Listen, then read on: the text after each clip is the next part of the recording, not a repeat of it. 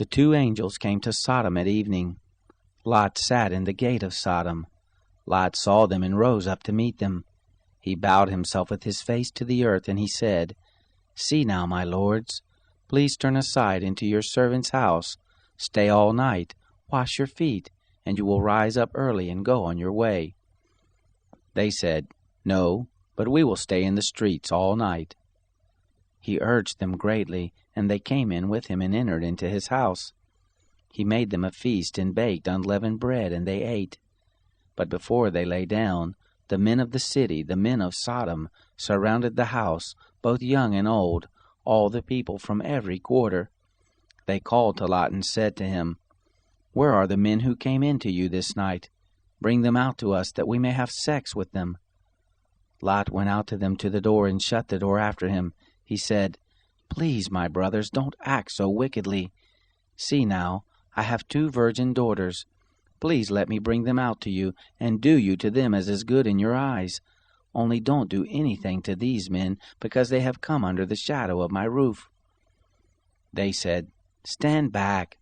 They said, "This fellow came in to live as a foreigner, and he appoints himself a judge. Now we will deal worse with you than with them." They pressed hard on the man, even Lot, and drew near to break the door. But the men put forth their hand, and brought Lot into the house to them, and shut the door. They struck the men who were at the door of the house with blindness, both small and great, so that they wearied themselves to find the door. The men said to Lot, "Do you have anybody else here? Sons-in-law, your sons, your daughters, and whoever you have in the city, bring them out of the place, for we will destroy this place, because the cry of them is grown great before the Lord. The Lord has sent us to destroy it."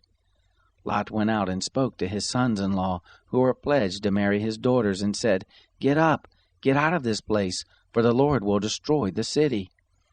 But he seemed to his sons-in-law to be joking. When the morning arose, then the angels hurried Lot, saying, "Arise, take your wife, and your 2 daughters who are here, lest you be consumed in the iniquity of the city." But he lingered, and the men laid hold on his hand, and on the hand of his wife, and on the hand of his 2 daughters, the Lord being merciful to him, and they took him out, and set him outside of the city.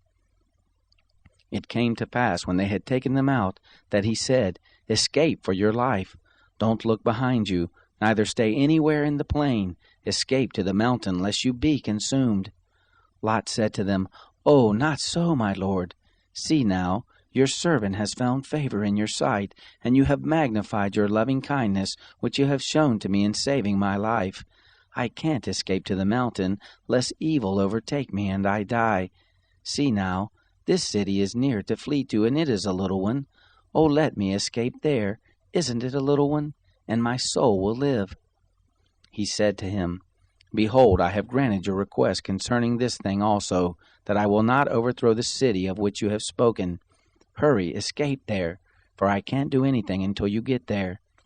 Therefore the name of the city was called Zoar.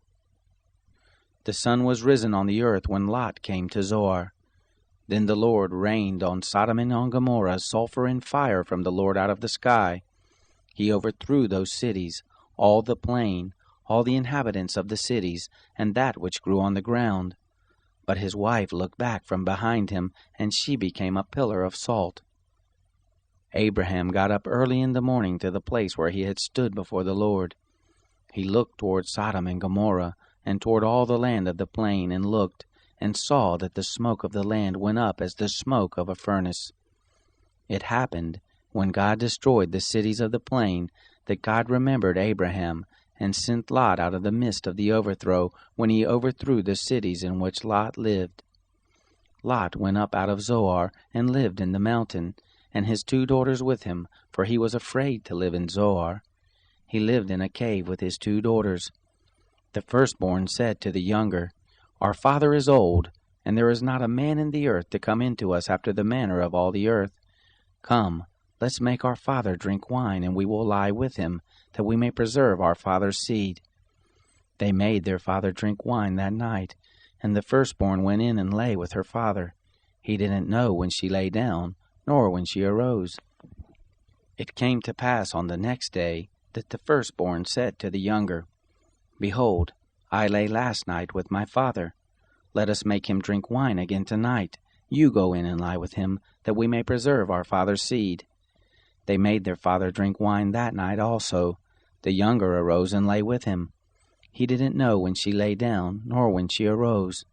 Thus both of Lot's daughters were with child by their father. The firstborn bore a son, and named him Moab. The same is the father of the Moabites to this day. The younger also bore a son, and called his name Ben-Ammi. The same is the father of the children of Ammon to this day.